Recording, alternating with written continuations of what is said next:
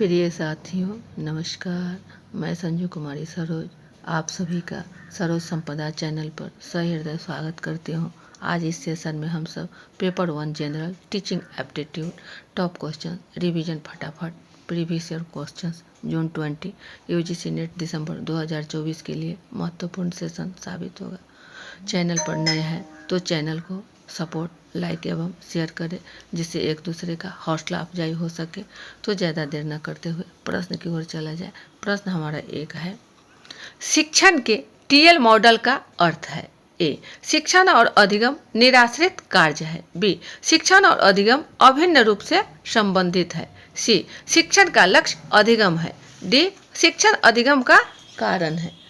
यहाँ आपको ABCD में सही विकल्प का चयन करना है, कौन सा हमारा सही होगा। चले, इंग्लिश इसकी है the phrase TL model of teaching impulse that. शिक्षण के टीचिंग लर्निंग मॉडल,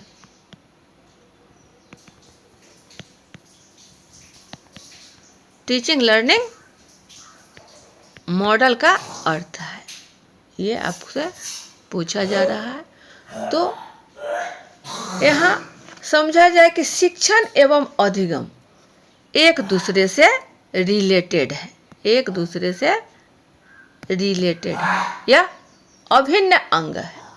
इसमें शिक्षण एवं अधिगम वातावरण शिक्षक एवं विद्यार्थी के व्यवहार को वर्णित करता है।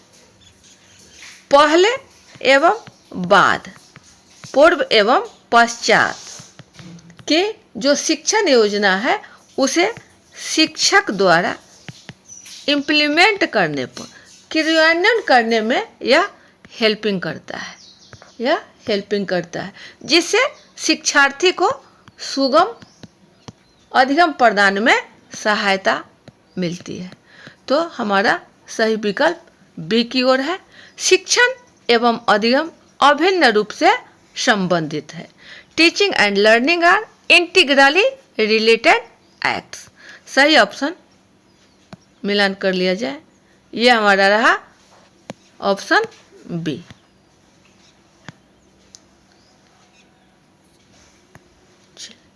नेक्स्ट क्वेश्चन, अधिगमकर्ता की निम्नलिखित विशेषताओं में से उन विशेषताओं की पहचान कीजिए जो क्षेत्र स्वायत्त अधिगमकर्ता से संबंधित है। ए, तथ्यों और सिद्धांतों पर ध्यान केंद्रित करता है। बी, अवधारणाओं और सामग्रियों के वैश्विक पहलुओं को समझता है। सी, प्रतिस्पर्धा करने को अधिमानता देता और पसंद करता है। डी, स्वयं द्वारा सूचना व्यवस्थित कर सकता है, शक्ति है। इंग्लिश इसकी है, from the following list of learner characteristics identify those which are associated with field independent learners. A, focuses on facts and principles. B, perceives global aspects of concepts and materials. C, prefers and likes to compete.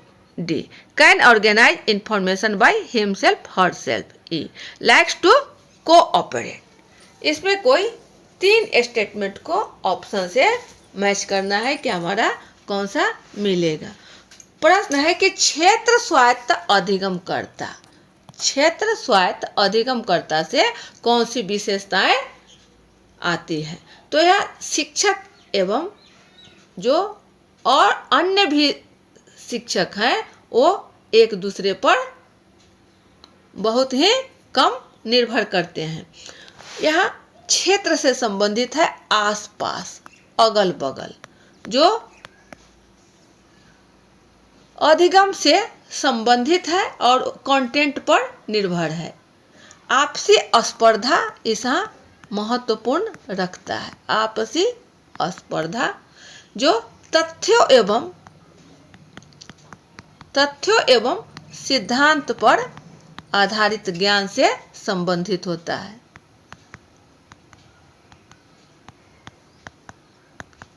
ज्ञान से संबंधित होता है।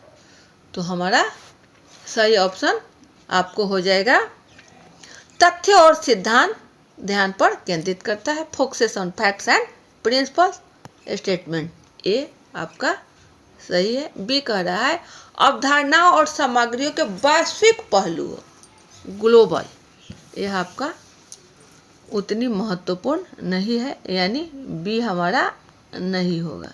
सी कह रहा है प्रतिस्पर्धा करने को अधिमानता देता है, यानी कोई एक छट गया, बी हट गया, तो ए सी और डी, ए सी और डी यही है आपका ऑप्शन सी की ओर। स्वयं द्वारा सूचना व्यवस्थित कर सकता है, चूंकि यह अधिगमकर्ता पर निर्भर करता है। प्रतिस्पर्धा करने को अधिमानता देता है, हाँ यह कॉम्पिटिटिव, चूंकि यह क्षेत्र स्वायत्त है, फील्ड इंडिपेंडेंट लर्नर्स के लिए। तो हमारा सही विकल्प सी की ओर है। सही आंसर का मिलान कर लिया जाए, ये रहा हमारा option C, only A C and D. Next question 3 पर है, नीचे दी गई सूची में से किसी प्रभावी शिक्षक की शैली संबंधित प्रवीणताएं कौन सी मानी जाती है? ए व्यवस्थित व्यवहार, जिसका अर्थ है क्रमानुसार, स्पष्ट और नियंत्रण अधीन होना। बी साक्षरता, जिसका अर्थ है सामान्य तथा वाचन और लेखन में कुशलता। सी आत्म सामर्थ्य, जिसका तात्पर्य है किसी व्यक्ति की किसी कार्य को निष्पादित करने की आत्म प्रत्यक्षीकृत क्षमता, प्रत्यक्षीकृत। डी है नम्यता, जिसका अर्थ है संवेदनशील और मृदु होना। ई मूल्यांकन और फीडबैक प्रदान करना। इसमें सही विकल्प का चयन करना है, कौन सा हमारा होगा। इंग्लिश इसकी देख लिया जाए। Which of the following are said to be a style related competencies of an effective teacher? A organize the manner, which means being orderly, clear and in control. B literacy, which implies general knowledge as well as good at reading and writing. C self efficiency, which refers to a person's self perceived capacity to perform a task. D आपका है flexibility, which means being sensitive and initiative. ये होगा आपका flexibility,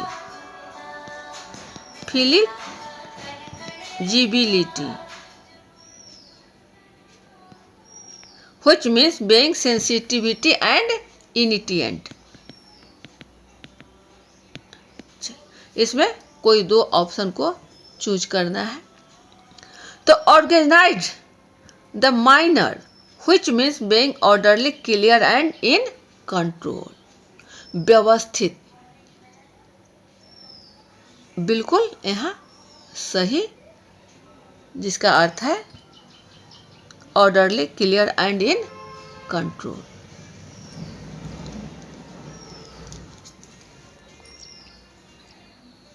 organised, D manner.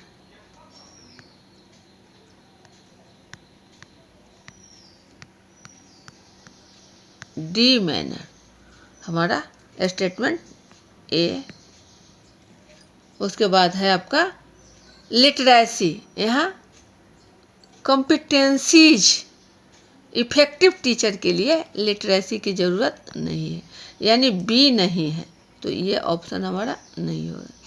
सी कह रहा है self efficiency, which refers to a person's self perceived capacity to perform, लेकिन पूछा जा रहा है इफेक्टिव टीचर के लिए, तो सी भी हमारा नहीं होगा। डी फ्लेक्सिबिलिटी, यहाँ फ्लेक्सिबिलिटी होनी चाहिए। फ्लेक्सिबिलिटी मतलब कहीं भी, किसी भी जगह, कुछ भी आसानी से, सुगमता से, जिसमें जोड़ घटाव, हटाया, कम बेसी, कुछ भी लचीलापन होना जरूरी है।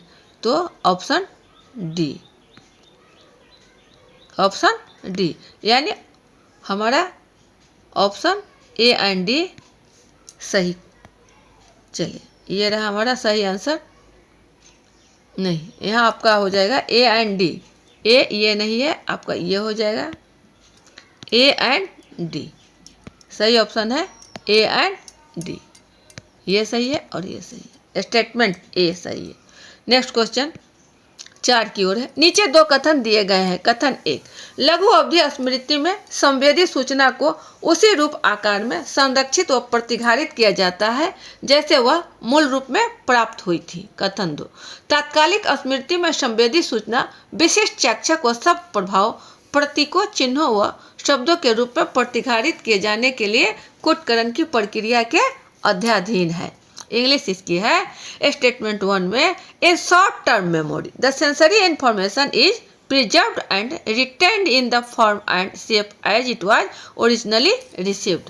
Statement 2 है, in immediate memory sensory information is subject to a process of encoding for being retained in the form of special visual and auditory impressions, symbols, signs and words. आपको सही विकल्प का चयन करना है कि जो स्टेटमेंट दिए गए हैं कौन सही है और कौन गलत है। कहे लघु अवधि में सूचना संवेदी जो है वह संरक्षित, यानी छोटे टर्म के लिए जो हमने सीखा समझा तो वह कोई जरूरी नहीं है कि वह हमारा संरक्षित व प्रतिघारित किया जाता है। यहाँ आपका कथन 1 उपयुक्त नहीं है। तात्कालिक स्मृति इन इमीडिएट मेमोरी में बहुत जल्द ही, तो जिसको हमने विशिष्ट चाक्षक, शब्द प्रभाव, प्रतीक, चिन्हों और शब्दों के रूप में प्रतिघारित किए जाए कूटकरण की प्रक्रिया के अध्याधीन, यह भी कथन आपका उपयुक्त नहीं है। यानी ए और कथन 1 और 2 दोनों आपका गलत है, जो ऑप्शन ए की ओर है, ऑप्शन बी की ओर है, ऑप्शन बी, ऑप्शन बी की ओर है। सही आंसर का मिलान कर लिया जाए। ये रहा हमारा सही answer, option B. Both statement 1 and statement 2 are false. Next question 5 पर है, निम्नलिखित में से कौन प्रामाणिक मूल्यांकन के उदाहरण है? Which of the following are the example of authentic assessments? A. Grading. B. Student self assessment. C. Portfolios. D. Exhibitions. Option आपको दिए गए हैं ए बी सी डी, इसमें सही विकल्प का चयन करना है। क्या होगा? प्रामाणिक, ऑथेंटिक असेसमेंट्स, ऑथेंटिक असेसमेंट्स,